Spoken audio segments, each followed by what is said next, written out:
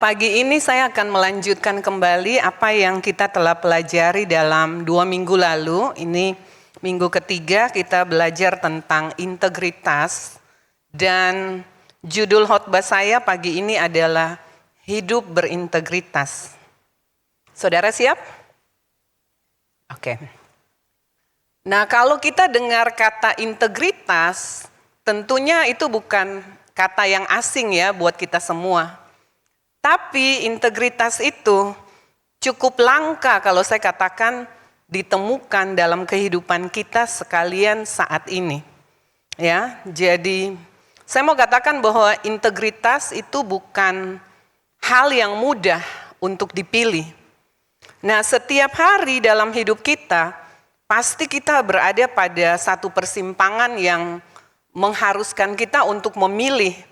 Kita mau pilih jalan yang sempit atau jalan yang lebar, jalan pintas, ya saudara.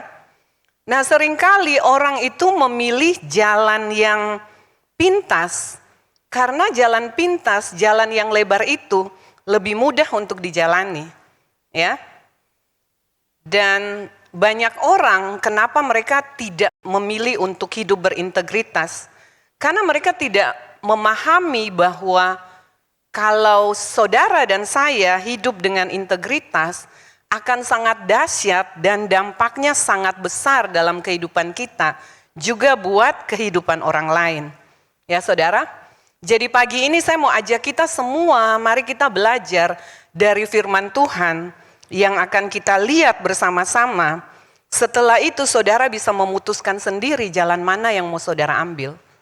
Jalan yang lebar tetap, atau jalan yang sempit, tapi penuh dengan tuntunan, penuh dengan berkat-berkat Tuhan. Amin, saudara siap ya? Oke, nah sebelum saya mulai, saya ingin kasih satu cerita. Saudara bisa lihat sama-sama, ini video ini sudah agak lama, tahun 2012, tapi saya harap ini bisa menjadi inspirasi buat saudara dan saya. Kita lihat bersama-sama. Kisah ini terjadi ketika pagelaran lari maraton berlangsung. Pada saat itu Mutai melesat lumayan jauh dari Fernandes. Akan tetapi sesaat sebelum melangkah ke garis finish, Mutai tiba-tiba berhenti. Ia mengira telah berhasil menyelesaikan perlombaan itu, padahal masih berjarak kurang lebih 10 meter di depannya. Garis finish akan bisa disentuh Mutai. Atlet Spanyol, Ivan Fernandes berada tepat di belakangnya dan menyadari apa yang sedang terjadi. Bahwa pada saat itu Mutai kebingungan dalam melihat garis finish. Ivan berteriak kepada pelari Kenya itu untuk terus berlari.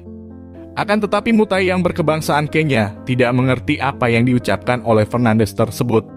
Pada saat itu Ivan langsung menghampiri Mutai. Kemudian apa yang terjadi? Ivan Fernandes malah mendorongnya sampai ke garis finish. Berlari tepat berada di belakang Mutai dan membiarkan Mutai memenangkan kejuaraan lari tersebut. Kemudian sontak orang-orang yang melihat kejadian itu dibuat terkejut oleh sikap Fernandes yang menggiring dan membiarkan lawan tandingnya itu menang. Seorang jurnalis bertanya kepada Ivan, "Mengapa Anda melakukan hal itu?" Ivan menjawab, "Impian saya adalah suatu hari nanti kita dapat hidup bersama dan memiliki moral yang baik di dalam masyarakat." Jurnalis itu bersikeras, "Tapi mengapa Anda membiarkan orang Kenya itu menang?" Ivan menjawab, "Saya tidak membiarkan dia menang, memang dia pasti akan menang." Jurnalis itu bersikeras lagi, "Tapi Anda bisa menang jika tidak membantunya." Ivan memandang dan menjawab, "Tapi apa manfaat dari kemenangan saya? Apa kehormatan dari medali itu? Apa yang akan ibu saya pikirkan dan katakan tentang itu kepada saya?" Sebuah pernyataan yang menusuk hati dari seorang pria yang berjiwa besar tersebut menutup kisah ini. Banyak pesan moral yang terdapat dalam kisah tersebut. Salah satunya kemenangan itu bukan hanya tentang medali. Lebih dari itu, kemenangan adalah tentang bagaimana seseorang yang bisa terbebas dari kemunafikan yang membelenggunya, sehingga dapat meraih hati dan jiwa yang besar. Terima kasih Ivan Fernandes yang telah menjelaskan harga dari sebuah kemenangan. Oke, saudara semua sudah lihat? Saudara diberkati?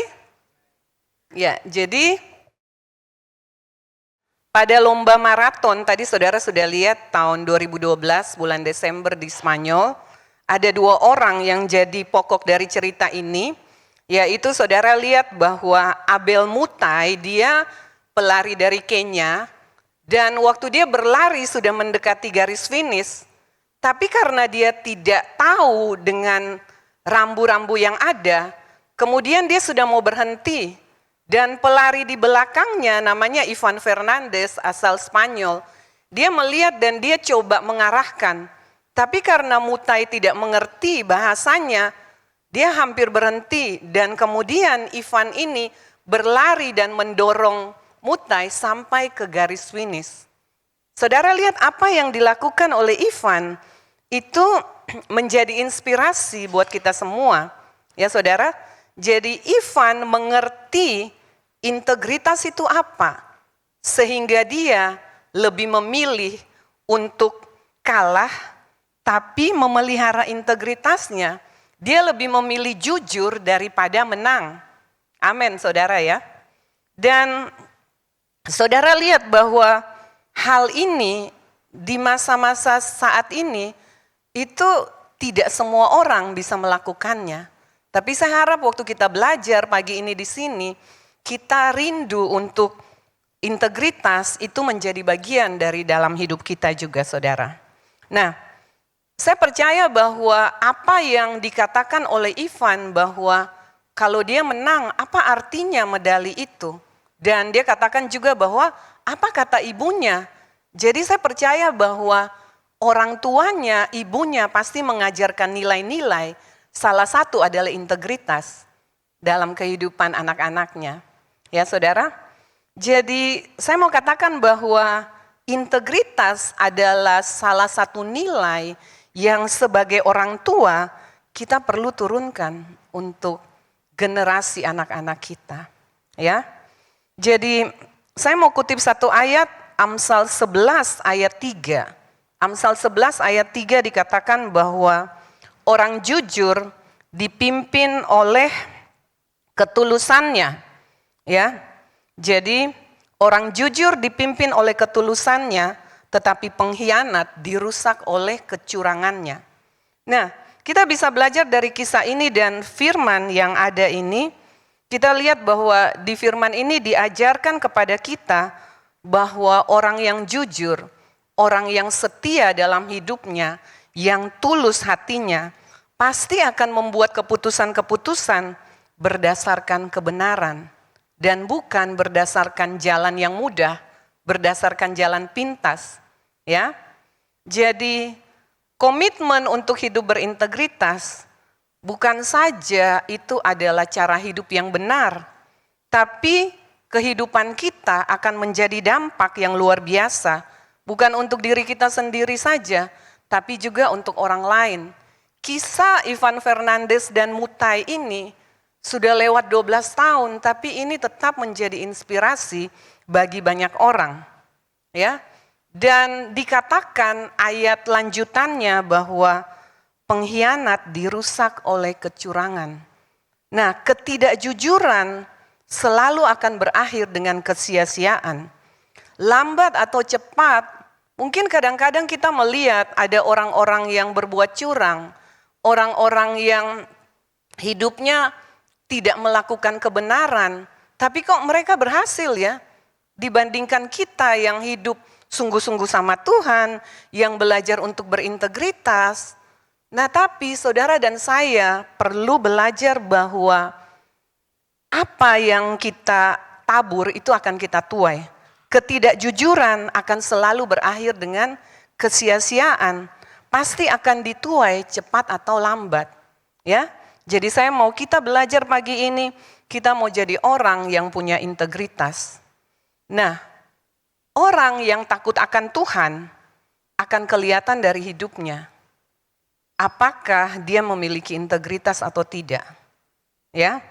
Nah, apa itu integritas? Integritas sudah dibahas beberapa minggu sebelumnya juga. Integritas itu berasal dari kata integer. Integer itu artinya bulat, utuh, atau tidak terpecah. Jadi saya mau simpulkan bahwa apa itu integritas? Integritas adalah keselarasan antara hati dan pikiran, perkataan dan perbuatan. Artinya apa?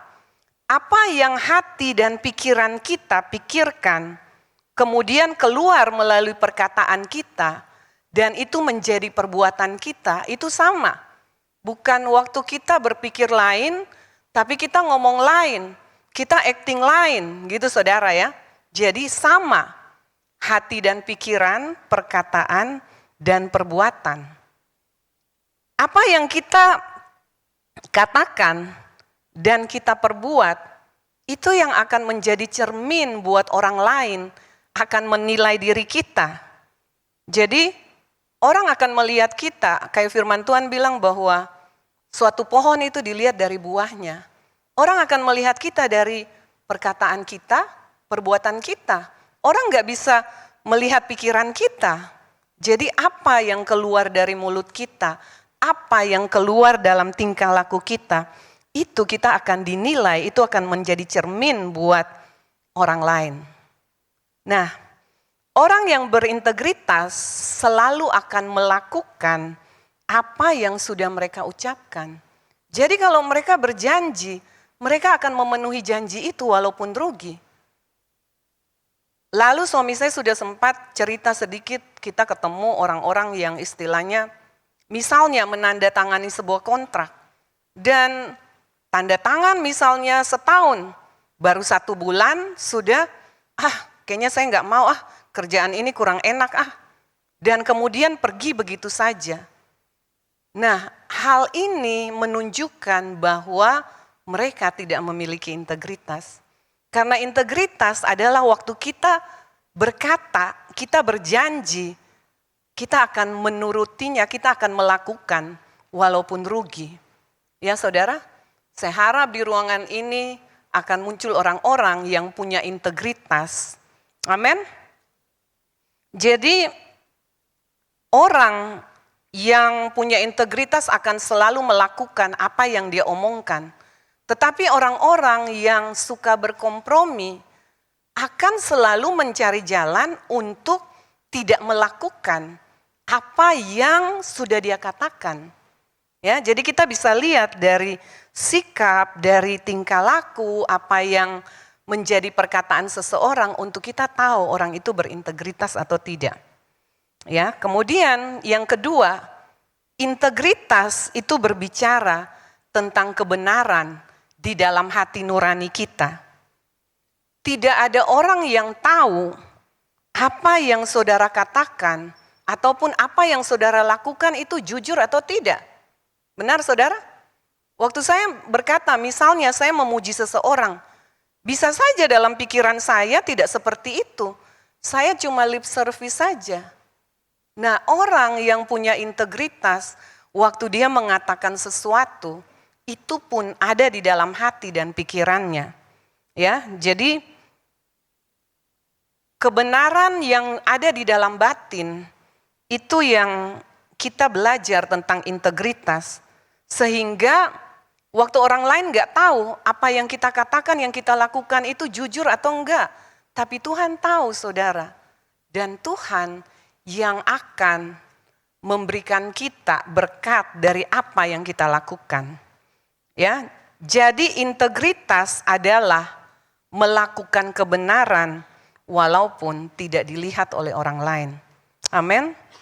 Nah, orang yang memiliki integritas adalah orang yang dapat dipercaya. Amin. Kemudian saya ingin bawa kita untuk kita melihat bagaimana untuk hidup berintegritas. Ada banyak hal, tapi 3 hal saja yang saya akan share pagi ini. Bagaimana untuk hidup berintegritas? Yang pertama, untuk hidup berintegritas, seseorang harus menjadi dewasa untuk dapat membedakan yang baik dari yang jahat.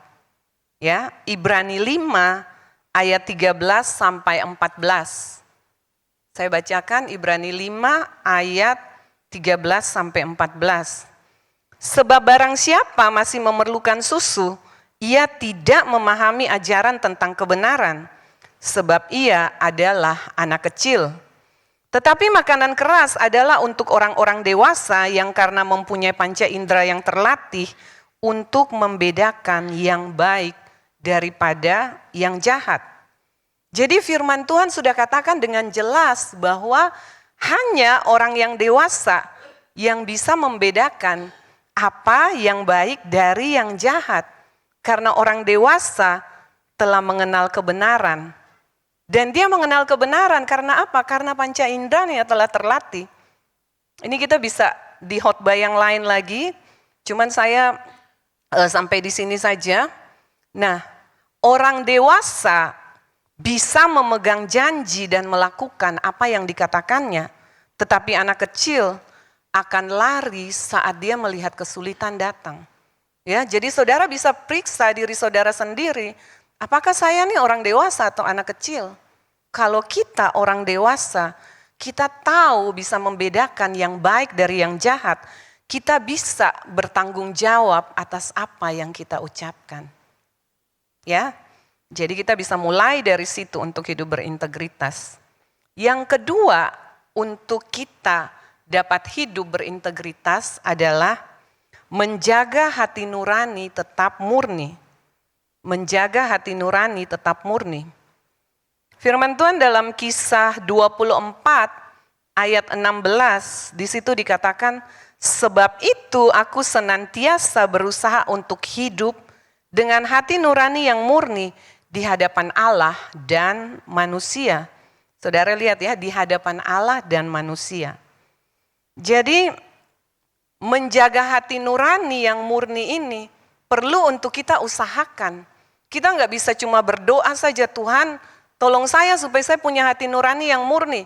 Saya puasa 3 hari 3 malam, jadi saya langsung punya hati nurani yang murni. Tidak seperti itu ya saudara. Tetapi untuk punya hati nurani yang murni, kita harus usahakan. Tidak melakukan yang jahat, walau tidak ada yang melihat, walau kita punya kesempatan, dan melakukan yang benar, walaupun tidak didengar oleh orang, walaupun orang tidak tahu apa yang kita lakukan, tapi Tuhan tahu. Amin. Ya, kemudian 1 Timotius 1 ayat 18 sampai 19. 1 Timotius 1 ayat 18 sampai 19. Tugas ini kuberikan kepadamu Timotius anakku sesuai dengan apa yang dinubuatkan tentang dirimu. Supaya dikuatkan oleh nubuat itu engkau memperjuangkan perjuangan yang baik dengan iman dan hati nurani yang murni. 19. Beberapa orang telah menolak hati nuraninya yang murni itu dan karena itu kandaslah iman mereka. Jadi saudara lihat, iman bisa kandas karena kita menolak hati nurani yang murni. Bagaimana kita bisa bilang bahwa kita percaya, kita beriman pada Tuhan untuk hidup kita, kalau kita menolak hati nurani yang murni? Ya saudara, karena kita nggak mungkin akan beriman kalau kita punya hati nurani yang tercemar. Kita nggak punya integritas, saudara. Jadi saya ingin kita belajar bahwa begini, hati nurani yang murni itu akan membuat saya dan saudara tidak nyaman waktu kita melakukan ketidakbenaran, waktu kita melanggar aturan, waktu kita berbuat dosa. Hati nurani kita itu akan tidak nyaman, akan tidak tenang. Nah, orang yang memiliki hati nurani yang murni itu waktu dia melakukan sesuatu yang salah, itu seperti ada alarm di dalam hatinya yang berbicara buat dia. Tetapi kalau misalnya saudara melakukan hal yang gak benar, sesuatu yang di luar firman, dan kemudian saudara tidak merasa apa-apa lagi, berarti hati nuranimu sudah tumpul, hati nuranimu sudah mati. Contoh misalnya, kalau kita berbohong, kita memfitnah, kemudian kita sudah nggak merasa apa-apa lagi, itu alarm yang berbunyi bahwa hati nurani saudara sudah tidak murni dan saudara perlu bertobat untuk itu. Hal kecil lagi, misalnya kita menerobos lampu merah dan kita merasa biasa aja, memang itu memang aturan, tapi nggak apa-apa kok, saya teman sama Pak Polisi jadi nggak apa-apa. Seperti itu saudara. Kalau saudara melakukan itu, saudara perlu cek kembali hati saudara. Nah, saat hati nurani menegur kita dan kita menolak untuk taat, kita menolak untuk mengikuti, bahkan kita berusaha untuk menutupi pelanggaran kita, bukannya kita bertobat, itu yang akan menyebabkan hati nurani kita malah menjadi keras. Hati nurani yang keras akan menjadi hati nurani yang tumpul dan kemudian akan tidak peka lagi. Jadi waktu Tuhan berbicara, kita sudah tidak bisa mendengarnya karena kepekaan sudah tidak ada. Nah, kita melihat banyak contoh, saudara. Kita melihat ada orang-orang yang kalau kita nonton berita ya, ada orang-orang yang membunuh orang. Ada orang-orang yang memfitnah orang lain. Ada orang-orang yang bersaksi dusta terhadap orang lain. Tapi mereka nggak pernah merasa bersalah. Itu karena secara konsisten, waktu hati nurani kita, Roh Kudus menegur kita di dalam hati nurani, kemudian mereka tolak terus menerus itu dilakukan, sehingga kebenaran yang ditolak itu kemudian membuat hati nurani kita tercemar dan menjadi tumpul, saudara. Sebaliknya kalau saya dan saudara, kalau kita mendengar apa yang Roh Kudus bicara dalam hati kita, dan kemudian kita memilih untuk kita mengikuti suara Roh Kudus, kita memilih untuk taat, kita memilih untuk jujur, kita memilih untuk bertobat, kita memilih untuk mengampuni, maka hati nurani kita akan diperbaharui sehari demi sehari. Kita akan memiliki hati nurani yang peka, sehingga kita juga akan memiliki hidup yang tenang. Satu lagi mungkin saya mau share dengan saudara, begini, orang yang punya rasa percaya diri, itu pasti adalah orang-orang yang punya integritas. Alasannya apa, saudara? Kita yang tahu apa yang ada dalam hati nurani kita. Nah, ada orang-orang yang mungkin mereka punya kecemasan-kecemasan, mereka punya ketidakpercayaan diri. Itu karena apa?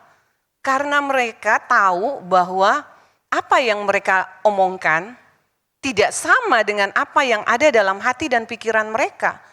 Sehingga mereka bisa saja menjadi cemas. Bagaimana kalau orang lain tahu ya? Bagaimana kalau orang lain nangkap saya waktu saya berbuat ini ya? Jadi mereka tahu dengan jelas bahwa apa yang mereka lakukan tidak sesuai dengan apa yang ada di hati dan pikiran mereka. Sehingga itu akan menimbulkan ketidakpercayaan diri. Tapi waktu kita punya integritas, kita tahu apa yang kita omongkan, itu sesuai dengan apa yang kita lakukan, semuanya selaras, kita nggak akan ada isu itu, saudara. Kita akan jadi orang yang percaya diri dan percaya pada Tuhan, sehingga hidup kita akan tenang. Amin. Kemudian, itu hal yang kedua, menjaga hati nurani tetap murni. Hal yang ketiga, Matius 11 ayat 29, saya masuk ke situ dulu. Matius 11 ayat 29. Pikulah kuk yang kupasang dan belajarlah padaku, karena aku lemah lembut dan rendah hati, dan jiwamu akan mendapat ketenangan. Nah, lemah lembut dan rendah hati di sini maksudnya adalah orang-orang yang hatinya mau untuk diajar, dibimbing, dan mau untuk berubah. Maka tadi saya katakan bahwa hidupnya Tuhan katakan akan mendapat ketenangan. Amin. Hal yang ketiga, bagaimana untuk hidup berintegritas? Yang ketiga, ini hal yang penting juga. Memiliki teman-teman yang berakuntabilitas. Apa itu akuntabilitas, saudara? Artinya kita memiliki teman-teman yang kita dapat saling untuk bertanggung jawab dengan mereka. Nah, saya mau bilang begini bahwa seringkali Tuhan itu melibatkan orang lain untuk membangun integritas di dalam diri kita. Ya. Setiap orang membutuhkan orang-orang lain yang dapat saling untuk bertanggung jawab, untuk membantu mereka, untuk memberi nasihat, untuk mendorong, untuk menegur dalam membangun integritas. Karena kadang-kadang kita sendiri nggak bisa melihat blind spot kita. Jadi saudara perlu menemukan teman-teman itu. Saudara perlu berdoa dan minta Tuhan untuk mengirimkan. Dan bukan cuma sampai di situ. Saudara perlu mencari komunitas di mana saudara dapat bertumbuh di dalamnya. Saudara punya teman-teman yang berakuntabilitas, yang dapat saling bertanggung jawab dalam hidup saudara. Amin, saudara mau? Jadi buat saudara sekalian yang belum berkomsel, belum berkomunitas, mari saudara-saudara bisa cari, ada gembala-gembala komsel di sini, nanti saudara kalau pulang saudara bisa cari di depan, jadi saudara bisa diarahkan ke komsel-komsel yang ada. Amin saudara. Jadi tadi 3 hal adalah untuk hidup berintegritas saudara harus menjadi dewasa. Yang kedua harus memelihara hati nurani yang murni. Dan yang ketiga memiliki teman-teman yang berakuntabilitas. Nah kemudian yang terakhir, berkat bagi orang-orang yang berintegritas. Yang pertama, orang berintegritas dikatakan akan aman jalannya. Ya, orang berintegritas akan aman jalannya. Amsal 10 ayat 9 dikatakan bahwa siapa bersih kelakuannya, aman jalannya, tetapi siapa berliku-liku jalannya akan diketahui. Jadi tadi saya katakan orang yang berintegritas dia nggak perlu mencoba menutup-nutupi apa yang dia lakukan, apa yang dia katakan. Dia akan punya self confidence dan juga dia akan dikatakan akan aman jalannya. Mungkin ada orang-orang yang ingin menjatuhkan saudara dalam hidup saudara. Tapi karena saudara bersih kelakuannya, saudara tidak didapati kesalahannya, makanya jalan saudara akan aman. Karena saudara tidak berliku-liku jalannya. Amin. Itu hal yang pertama. Hal yang kedua, orang yang berintegritas akan ditopang atau ditolong Tuhan. Mazmur 41 ayat 12. Tetapi engkau menopang aku karena ketulusanku, dikatakan ya. Engkau membuat aku tegak di hadapanmu selama-lamanya. Jadi orang yang berintegritas itu akan ditopang oleh Tuhan. Dia akan berdiri tegak karena apa? Karena ketulusan hatinya. Karena integritasnya. Dan yang ketiga, orang yang berintegritas akan berada di tempat teratas atau di puncak. Amsal 2 ayat 21. Karena orang jujurlah yang akan mendiami tanah dan orang tidak bercelalah yang akan tetap tinggal di situ. Nah, saya ada satu terjemahan Alkitab New English Translation, di situ lebih jelas dikatakan, for the upright will reside in the land, and those with integrity will remain in it. Jadi maksudnya orang-orang yang berintegritas, orang-orang benar itu akan tetap berdiri tegak di tanah itu. Dan mereka yang berintegritas akan tetap tinggal di situ. Akan tetap tinggal di puncak. Ya. Jadi saya mau bilang bahwa gini, segala talenta yang Tuhan taruh dalam saudara, segala kemampuan yang saudara punya, segala koneksi yang saudara bisa dapat, dan keberuntungan yang saudara punya, mungkin hal-hal itu bisa membawa saudara ke puncak. Tapi yang akan bisa membawa saudara untuk tetap tinggal di puncak adalah integritas. Amin. Saudara mau kita belajar untuk hidup berintegritas ya saudara. Ya itu kemudian yang keempat, berkat bagi orang yang berintegritas.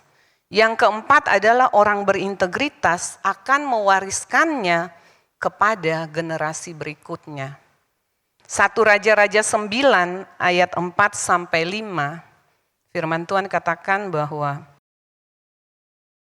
mengenai engkau, jika engkau hidup di hadapanku sama seperti Daud ayahmu, ini kata-kata Tuhan buat Salomo ya, dengan tulus hati dan dengan benar, dan berbuat sesuai dengan segala yang kuperintahkan kepadamu, dan jika engkau tetap mengikuti segala ketetapan dan peraturanku, maka aku akan meneguhkan tahta kerajaanmu atas Israel untuk selama-lamanya, seperti yang telah kujanjikan kepada Daud ayahmu dengan berkata, keturunanmu takkan terputus dari tahta kerajaan Israel.